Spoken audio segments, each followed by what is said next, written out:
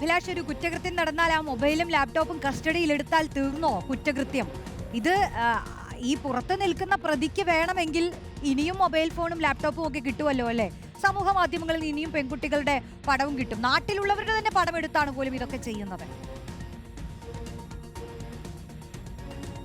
അത് തീർച്ചയായിട്ടും ഗൗരവമുള്ള ഒരു വിഷയമാണ്. കാരണം നാട്ടിൽ തൻ്റെ സമീപത്തുള്ള, തനിക്ക് പരിചയമുള്ള, തൻ്റെ വീടിൻ്റെ അടുത്തൊക്കെയുള്ള പെൺകുട്ടികളുടെ ചിത്രങ്ങളാണ് ഇത്തരത്തിൽ ഉപയോഗിച്ചത് എന്നതാണ്. ഇയാളൊരു ആൽബം ഡിസൈനറാണ്. Anoop album designer. അതിൻ്റെ മറവിലാണ് ഇത്തരത്തിൽ ചിത്രങ്ങൾ അദ്ദേഹം പല സ്റ്റുഡിയോകളിൽ നിന്നും അതോടൊപ്പം തന്നെ ഇൻസ്റ്റാഗ്രാം ഐഡികളിൽ നിന്നൊക്കെ ഇത്തരത്തിൽ ശേഖരിക്കുകയും ഇത്തരത്തിൽ മോർഫ് ചെയ്ത് ഇത്തരത്തിൽ നഗ്നചിത്രങ്ങൾക്കൊപ്പം ചേർത്ത് നിർത്തിക്കൊണ്ടൊക്കെ ഇൻസ്റ്റാഗ്രാമിലും അതോടൊപ്പം തന്നെ വാട്സപ്പിലും ടെലിഗ്രാമിലൊക്കെ പബ്ലിഷ് ചെയ്യാനുള്ള നീക്കം നടത്തിയത്.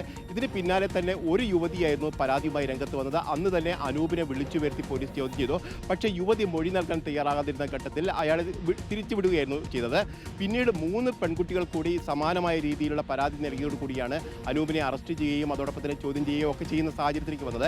ഇതോടുകൂടി മനസ്സിലാക്കാൻ കഴിയുന്ന ഒരു പ്രധാനപ്പെട്ട കാര്യം എന്നുള്ളത്, അനൂപ് ഇത്തരത്തിൽ ചിത്രങ്ങൾ മോർഫ് ചെയ്ത് പ്രചരിപ്പിച്ചത് ഏതെങ്കിലും തരത്തിൽ സാമ്പത്തിക ലാഭത്തിനല്ല എന്നുള്ളതാണ് ഇതിൻ്റെ ഏറ്റവും പ്രധാനപ്പെട്ട കാര്യം. ഒരു മനോവൈകൃതമായിട്ട് തന്നെ അതിനെ കാണേണ്ടി വരും എന്നുള്ളതാണ് ഇതിൽ നിന്ന് വ്യക്തമാവുകയും ചെയ്തത്. ഏതായാലും 32 പെൺകുട്ടികളുടെ ചിത്രങ്ങളാണ് ഇത്തരത്തിൽ മോർഫ് ചെയ്തതെന്ന് പോലീസ് തന്നെ വ്യക്തമാക്കിയിട്ടുണ്ട്.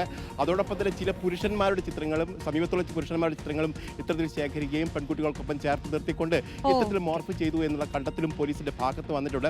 ഏതായാലും പോലീസ് ഇയാളെ അറസ്റ്റ് ചെയ്യുകയും ഒക്കെ ചെയ്തിട്ടുണ്ടെങ്കിൽ പോലും പിന്നീട് മുന്നോട്ട് പോകാൻ കഴിഞ്ഞിട്ടില്ല എന്നാണ് മനസ്സിലാക്കാൻ കഴിയുന്നത്. ഇത് ടെലഗ്രാമുമായി ബന്ധപ്പെട്ടും അതോടൊപ്പം തന്നെ ഫേസ്ബുക്കുമായി ബന്ധപ്പെട്ടൊക്കെ അതിലെ അക്കൗണ്ട്സ് ഡീറ്റെയിൽസ് ആവശ്യപ്പെട്ടിട്ടുണ്ട്. പക്ഷേ അക്കാര്യങ്ങൾ ഇതുവരെ ലഭ്യമായിട്ടില്ല. അതുകൊണ്ട് തന്നെ പോലീസിന് ഇക്കാര്യത്തിൽ മുന്നോട്ട് പോകാൻ കഴിഞ്ഞിട്ടില്ല. രോഹിണി, യെസ്, അന്വേഷണം വഴിമുട്ടുന്നത് പോലും ഇത്തരക്കാർക്ക് വീണ്ടും ഇതേ പ്രവൃത്തി തന്നെ തുടരാനുള്ളൊരു പ്രോത്സാഹനം കൂടിയാകുന്നതാണ്. ഈ സൈബർ കുറ്റകൃത്യങ്ങൾ വർദ്ധിക്കുന്നു എന്നുള്ളത് നമുക്ക് ബോധ്യപ്പെടുന്ന കാര്യമാണ്. പല പെൺകുട്ടികളും തങ്ങളുടെ പടം ഇത്തരത്തിലേക്ക് ഉപയോഗിക്കുന്നത് അറിയുന്നു പോലും ഇല്ല എന്നുള്ളതാണ് അവസ്ഥ.